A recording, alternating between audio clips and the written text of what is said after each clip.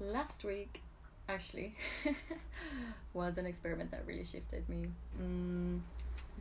I decided to tackle my probably like biggest monster, which is music and making music.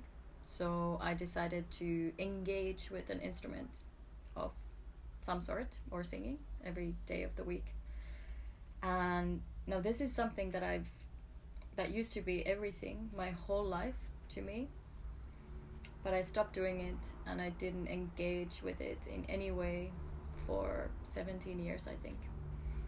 Every every single year I would tell myself that yeah, this is the year. This is the year that I go back to music. This is the year I start doing it again.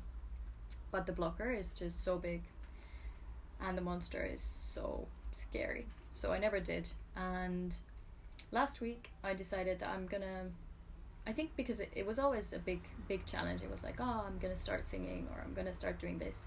Last week I actually turned it into an experiment, and I made it small enough. Engage with an instrument.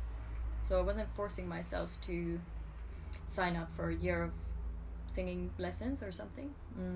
I just wanted to get over the fear of engaging with something that is so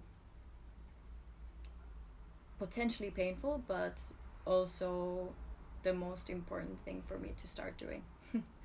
So last week really shifted everything really for me, because I realized that I can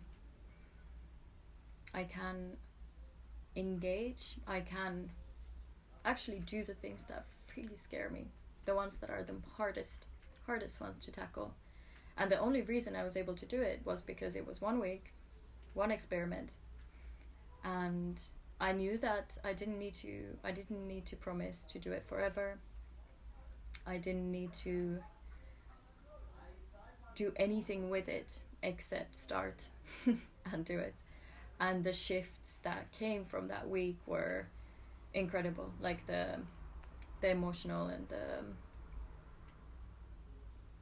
the kind of bodily experiment of the monsters that are attached to that specific fear just started coming up and bubbling up. But because I did it in such a small way, I always felt like I could feel myself. I could just like bite the amount that was just enough like uncomfortable, but not too much. So yeah, I think last week was a very good example of an experiment that really shifted something on a very holistic way, because it attaches to everything: perfectionism, expectations of yourself, all of these different parts of yourself.